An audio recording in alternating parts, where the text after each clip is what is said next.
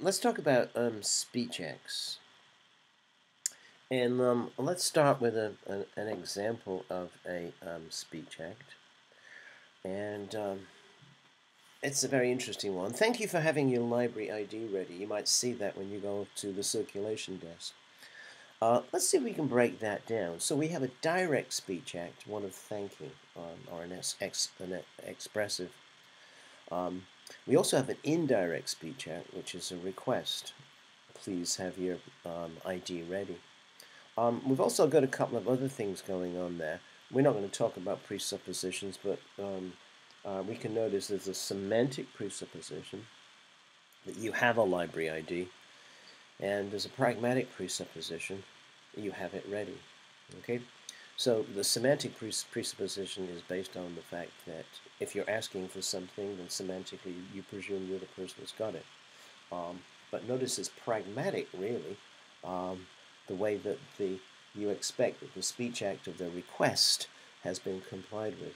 Okay, so that's a very complex way of a complex speech act that we're looking at there, and all is part of the notion of doing things with words. So John Austin wrote a fabulous book, and you can read that book. You can download it. It's in the folder with this lecture. It's not a long read, but a tremendous book called "How to Do Things with Words." Okay, and John Austin is the first really to come up with the idea that instead of thinking as we did before in many ways that contrasting actions and words. A man of deeds, not a man of words. In fact, when we speak, we're actually doing things. Okay, so speech acts are verbal actions happening in the world. Uttering a speech act, I do something with my words. I perform an activity that at least intentionally brings about a change in the existing state.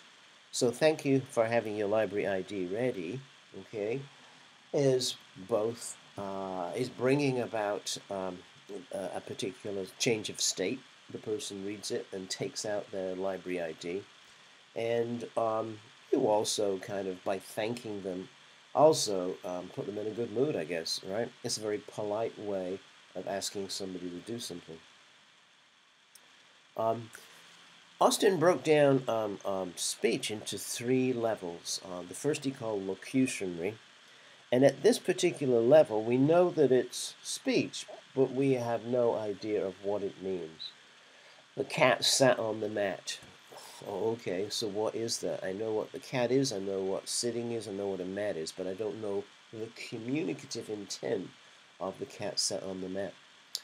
So that's on the locutionary level. And for many years, because I didn't learn to drive in this country, many of the road signs I see are just on the level of locutions. So when you come down the hill into Athens, you get a sign which says no engine brake by city ordinance. Well, I didn't really know what that meant. Eventually I figured it out, okay? And notice how it's filled out in that lower sign. Please do not use noisy engine brakes in town area. Okay, but if you don't understand that, then it's on the level of a locutionary level. For example, here's another one: low salt area. Bridge freezes before road. Okay, fine. Why are you telling me that? Why are you telling me it's a low salt area? In fact, I can work it out in context. There's a low salt area sign by a reservoir when I used to live in Boston. So eventually I worked it out that it was a warning. But if I don't work it out, then it's on a locutionary level. When I work it out and I understand the communicative value, it goes to the other level that Austin looks at is the notion of illocutionary force.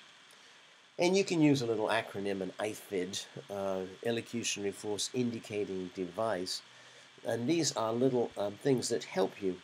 So for example, if it says warning, okay, attention, or even please, these are devices which help you understand what the Speech Act is. Finally, the third level that Austin talks about is the perlocutionary effect. So, as we mentioned before, when you say something, you're doing something, and you're bringing about a change of state in the world. Not always, but if you make a request and the request is complied with, then that's the perlocutionary effect. Austin attempted a taxonomy of speech acts, and the one that he first looked at was what he called performatives. And these are acts whereby, by saying the words, you perform the act. Okay? So, I baptize you, Ron Weasley. I name this ship the Titanic. I hereby pronounce you husband and wife. You're fired. I apologize. Shut up. Okay?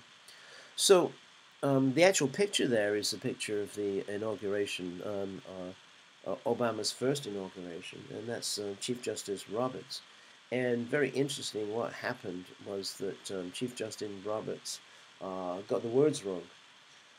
And an oath is only an oath if you actually have the words correctly, and you repeat the words, right? Okay. For example, do you swear to tell the truth and nothing but the truth? Sure. Well, that doesn't count. You have to say, yes, I do. Or when you're getting married, you have to say, yes, I do, whatever it is. So they had to actually redo the oath later inside the Capitol. What you probably realize there, of course, is, and we'll talk about this in terms of Felicity conditions, is that you have to have the power to be able to do these acts by uttering these words. So you can't sneak into the shipyard before the Queen comes to name the ship and spray paint spray paint a name on it. Okay, what should we call it? Whatever you think it is. It's you don't have the power to do it, and that's the Felicity condition of being able to use these words. So those are performatives. What and those are direct speech acts. But what Austin very quickly found out was that there are far more indirect speech acts than direct speech acts. Certainly far more than performatives. Okay. So these are examples of some indirect speech acts. This is a no smoking area. Notice it's just a declarative sentence, but it's actually telling you not to do something. So it's a directive. Thank you for not smoking. That's another one similar to thank you for having your ID ready. Okay. Notice that the request is indirect. I like the shirt you're wearing. It could be an indirect request to give you the shirt, and in some cultures, if you said that, maybe that would be the result. Could you pass the salt? Yeah. Notice that that is an indirect speech act. The answer could be yes, I can, but I'm not going to. Right? Important document. You get it through the mail, in your trash mail, your junk mail. It probably often turns out not to be an important document, but what it's kind of telling you is don't throw it away. Bridge freezes before road. So, most of the times when we do things with words, we use indirect speech acts. So, as you can see, there's quite a few problems with speech act theory. There is no form-to-force correlation. You would expect with a speech act theory that there's a set of speech acts that conform to a particular illocutionary force. But what we've seen with indirect speech acts is that's not necessarily the case. So all of these here are attempts to get somebody to shut up. Why can't you shut up? I strongly suggest that you shut your mouth. Sometimes it's a good idea to shut your mouth. I wonder if you should do all that talking. How about if you just shut up? I wouldn't say more if I were you. Okay? So there's no correspondence between a speech act and its particular force. Again, they're often indirect speech acts that have to be worked out in context. Here are some more examples of some very interesting indirect speech acts. These are conditional invitations or requests. These are actually real ones I got from an email.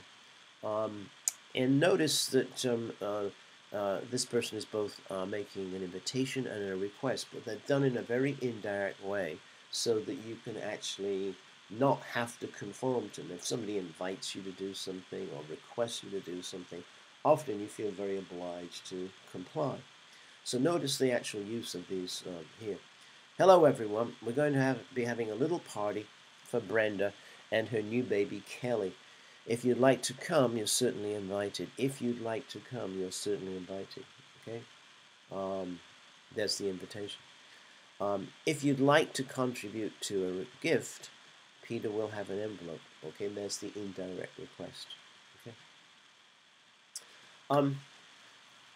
We can make another distinction in terms of not just speech acts and indirect speech acts, but what we'll call pragmatic acts. And pragmatic acts are really acts that have to be worked out in context. For example, the teacher wasn't drunk today. Notice when you say that, how was school today? Well, the teacher wasn't drunk today. It's an invited inference that the teacher is usually drunk. And F-U-T-K, you probably don't know what that means at all. I'm going to talk about it in a moment. And that really is an ideal pragmatic act. Here's one that used to be a sign in the Village Bakery cafe. Unsupervised children will be given candy, caffeine, and a kitten. Okay.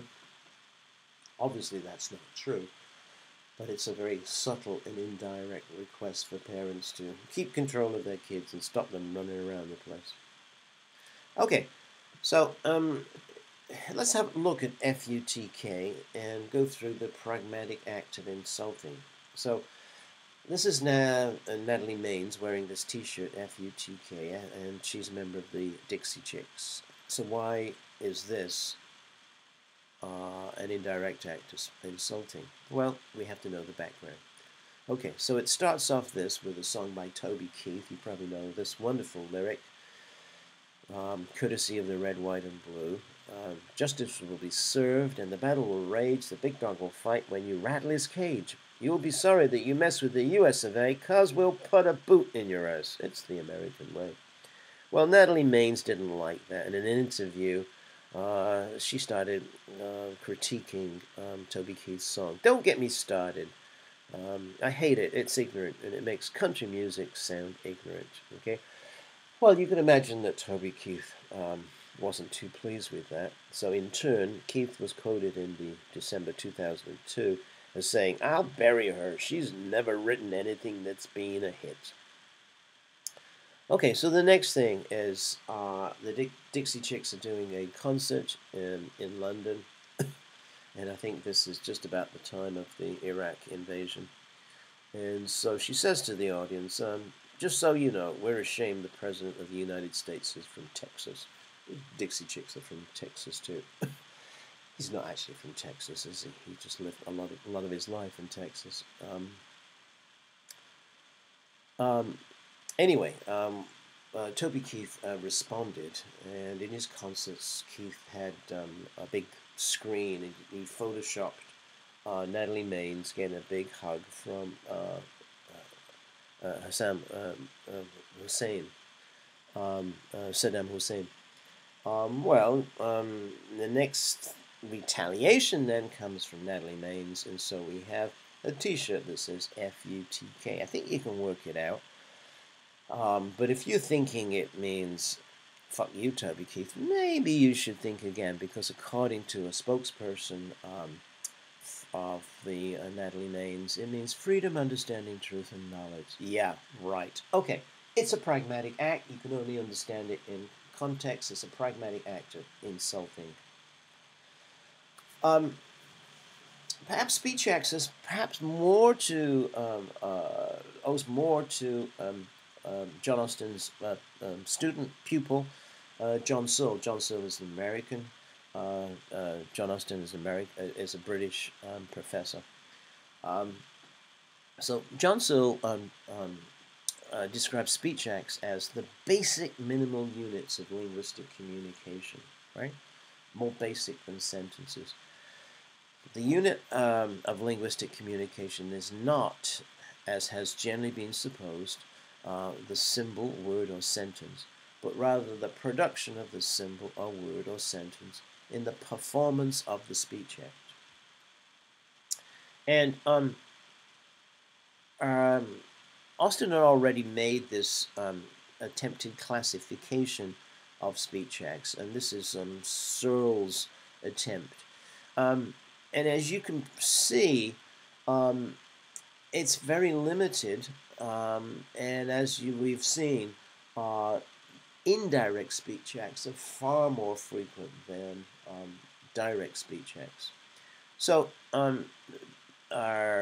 John Austin's category of performatives was replaced by Searle. He called them declarations. Okay. Then he had representatives, which Austin would call assertives. Commits the speaker to something being the case. Stating, complaining, claiming. Commissives, which are really a very large category, commits the speaker to some future course of action. Promising, offering. So if you offer somebody something, then you have to have what you are offering, right? So you're committed to carrying through. Directives and expressive. The speaker's psychological attitude to the state of affairs. Thanking, congratulating, apologizing. Okay, so we mentioned earlier the notion of felicity conditions, and this was introduced by Austin because he realized that there had to be certain constraints on the use of speech acts. So felicity conditions are conditions for a speech act to be successfully and appropriately performed, and he was thinking more really of declarations or performatives. So recognition of the context and roles of the participants by all parties. You recognize that this person has the right to marry you. The action must be carried out completely. If you think of a bet, I can say, I bet you the United States will win the World Cup in 2018. I bet you $100,000. That's not a bet because you didn't get a chance to say you're on. You didn't accept the bet. Okay, so it has to be done completely. And participants must have the right intentions. In terms of Searle's notion of felicity conditions, for all speech acts, the hearer must hear and understand the language, the speaker must not be pretending or play acting, and participants must have the right intentions. And then specifically for declaratives and directives, the speaker believes the hearer able to carry out the action, right, for a directive. The speaker must not be pretending or play acting. Participants are sincere about accomplishing the speech act, sometimes called sincerity conditions. And the performance of the act is in the hearer's best interest, and words count as the act. Okay, so Searle, by extending the notion of felicity conditions, went in a very interesting direction. Okay, and there are some examples we just talked about in terms of a bet, and in terms of I hereby pronounce this person dead. Well, you have to have the right intentions, of course, and you have to be have the right qualifications. Okay, he looked at the felicity conditions for the speech act promise, and this is a very interesting kind of direction. Think of these. Are these promises? I promise. Well, you have to promise something. You have to commit yourself to something, right? I promise I'll help you. Okay. Yeah, that is a promise. Now we're promising. We're committing ourselves to a course of action. I promise she'll help you. Well, no, because you can only really promise for yourself. Here, the word promise is taking on the meaning of assure. I promise I was there. No, you can't promise about the past. You can only promise about the present and the future. He promised to come. That's reporting a promise, so it's not a promise. I promise it will go dark tonight. No, you can't promise about something that you have no control over, right?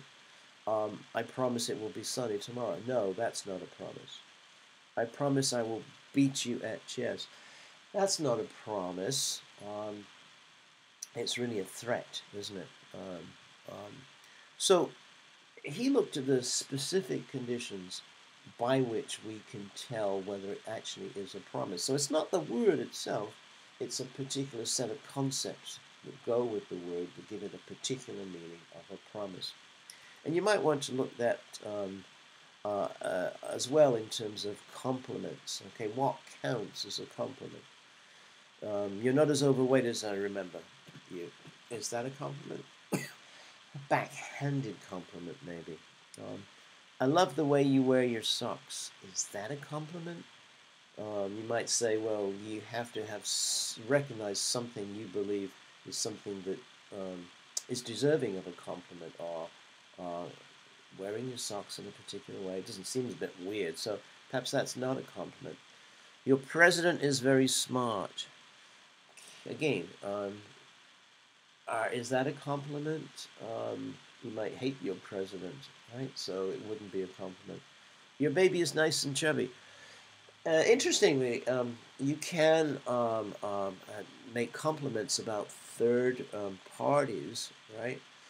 Especially when it's a member of your family. And in some cultures, this would be considered a compliment because having a chubby baby is a sign of health. May not be a compliment in the United States, but it is in plenty of other countries. Okay, so if we look at some of the problems with speech acts there, we mentioned a few of them, but here's a few more. There's a lot of overlapping. For example, thank you for not smoking is both a directive and expressive. So often one speech act can actually do several speech acts within the same speech act. There's a lot of messiness in spoken language that speech acts do not account for. Think of little fillers or discourse particles like you know, you see. Think of things like back channeling when you're showing the other person that you're listening. Really? Oh, wow, interesting. Right, you don't say. And then, of course, lots of incomplete sentences. You didn't, you know, again, how do we account for those in terms of speech acts? There's a lot of verbless expressions which seem to be speech acts. Peace, cheers, later. And we could argue that all uses of language are performative. So, for example, think of silence and think of how many different speech acts silence can convey. So, we're talking here about silence as attributable, okay? And there may be no difference between direct and indirect speech acts. And we've looked at the lack of correspondence between form to force. This is Levinson. Conversation is not a structured product in the same way that a sentence is. It is rather the outcome of the interaction of two or more independent, goal-directed individuals with often divergent interests. And so within that ongoing negotiation in terms of conversation, words take on particular elocution and force. So the actual attempt to classify speech acts tends to be futile. Let me finish by a couple of examples of silence as a speech act, and we could say silence is really a pragmatic act. Okay. So this is a telephone conversation, and B is an older brother, and he is expecting A, his younger brother, to come to a small party for A's graduation. And B has organized this to celebrate his little brother's graduation. And then he gets a call, right? So A, little brother, says, yeah, so I'm at a barbecue. A barbecue? Yeah, Sandra's dad set it up, and I figured, hey, why not go, you know? Then I remembered talking to you last week about doing something after the ceremony. I couldn't remember if I was supposed to call you or not. Which meant I really should have called you, right? Yeah. So that's a 3-second silence. And of course, it's easy to understand what it means, right? That's one idea of a silence. Here's another one, which is a different type of silence. And this is our silence where they shouldn't be silence. And so this is going back, 40 years ago. And it's a story from Antioch College. Uh, I wasn't an undergraduate there, but it's quoting a particular undergraduate there. The student government sent out a large number of letters to controversial or accomplished Americans and invited them to talk on campus. One who accepted was George Lincoln Rockwell, head of the American Nazi Party. Well, if you know anything about Antioch College, it's a really far-out place. It's still going. Um, uh, Fantastically liberal college, and it's the kind of crazy thing that they would do, invite the leader of the American Nazi Party. Anyway, although Antioch may not be anyone's image of a disciplined campus, the 500 students and faculty in the auditorium that day in 1964 were well disciplined indeed. They sat in absolute silence throughout the talk. When the question period came, no one raised a hand. Instead, everyone rose and exited, again in silence. So Rockwell began to curse us all. Still, no one reacted. Eventually, he gave up and left. So you're not expecting silence. You're expecting questions. You're expecting interaction. So when you don't interact, that is palpable, right? It's an attributable silence, and it's a speech act. Okay, thanks.